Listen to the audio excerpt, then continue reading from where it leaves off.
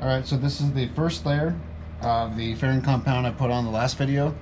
I wasn't able to get the second one on, so I actually put a straight edge on it and it actually turned out pretty well. So I'll show you guys that. I'm going to probably pencil out some areas that need to be sanded down, and then I'll probably come back through with the pencil again to show areas I need to add a little bit more to. But side to side it looks pretty good. The bottom is a little bit low compared to the top, so I need to fill that in a little bit. But besides that, it turned out okay for the first layer. But I'm expecting probably 4 layers of fairing compound before it gets pretty darn close to what I'm wanting, because I want to be able to put a straight edge on it and not have a plain card, be able to slide in between the fairing compound and the straight edge. So that's how straight I'm wanting it. It's going to be a little bit of a challenge, but I'm up for it. So I want it to be perfect before I continue on. So that's what I'm planning on doing. So stay tuned for that. It's kind of hard to see, but it's pretty darn straight all the way across the top. But as you get down in the lower sections, I need to sand it down flat, just get those rough spots like right there. But it's a lot flatter than I thought it was going to be, so I'm kind of glad with that. But I need to add some fairing compound down where the drain plug's going to be.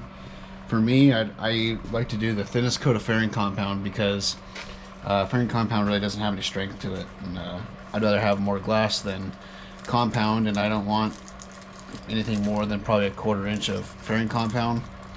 But you can, but I don't want to. So just down through here, this area right here where the drain plug's at,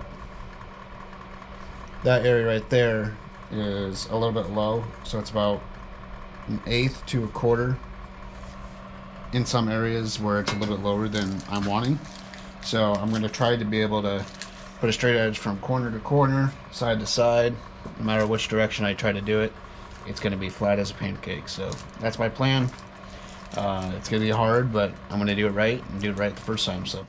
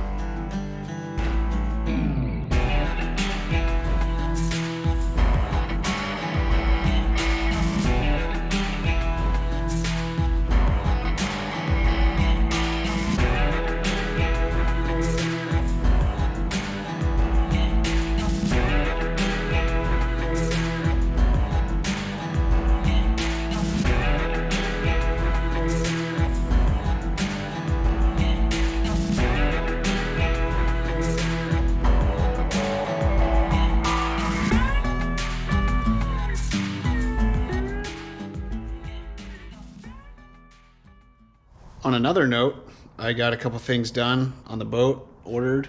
I had a local guy, Peter Zelka's, he's up in Mount Vernon, Washington. He made this fuel tank here. It is built to the max.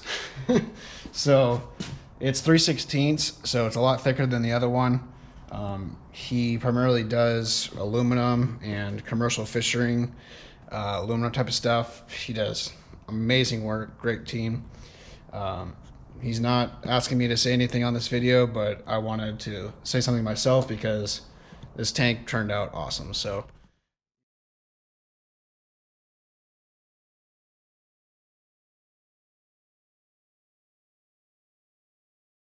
it's just been kind of pouring the last couple weeks, really windy, so I haven't been able to video the last couple layer ups, but it's getting pretty close. I can show you guys a straight edge, see how close I'm getting right now, and I'll probably be 1, maybe 2 more just to fine tune a little bit, and then we can start doing the gel coat if we're going to be doing that. But I still haven't quite decided if I'm going to be doing the gel coat now. I might just put a good layer on just to protect the fairing, and have it being able to be outside a little bit and bring it down to get measured up for the offshore bracket. So if you guys haven't been following along this whole series, I'm going to be doing an offshore bracket with a 300 horse Suzuki and then a 15 horse kicker.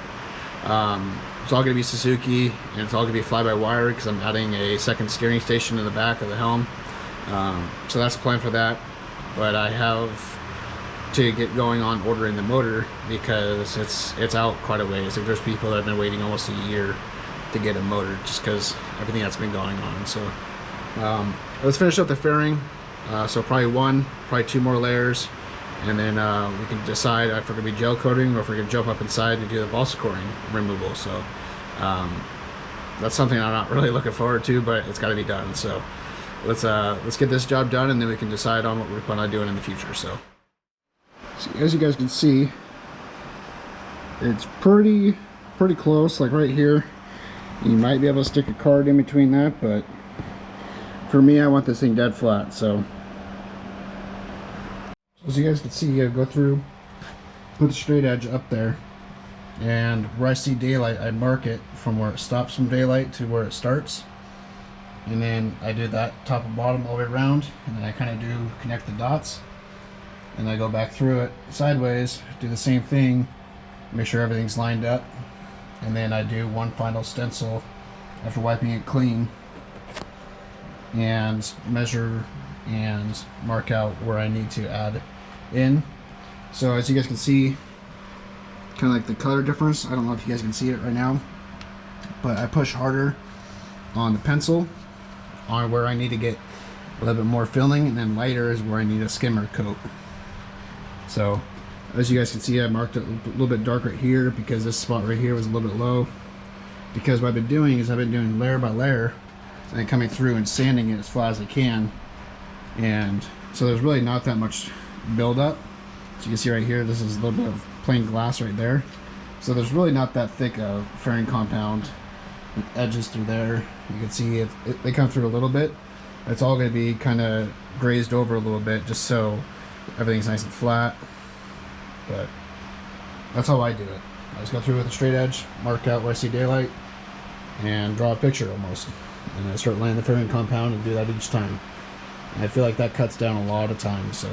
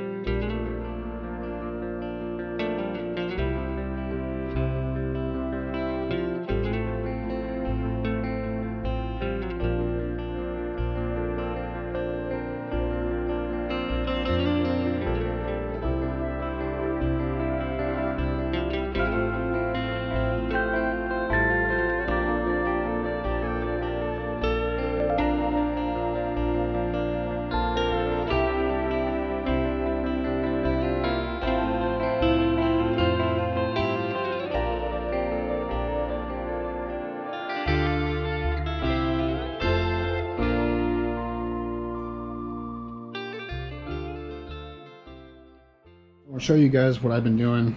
When I get it faired out, I go back through, I put my straight edge there and all the way to the bottom and see where it touches. If it touches, it'll show tackiness and it'll show like an indent. So you should start at the top, push it to the bottom, look all the way down. It looks pretty straight. So and nothing really comes up. You can see like a tiny bit of where it touched. It's just a tiny bit like right there, but besides that it looks pretty good. And I've gone all the way across, really haven't found much at all. You know, may have a little touch up with like stuff like that, but besides that I think that it's pretty much ready to rock and roll.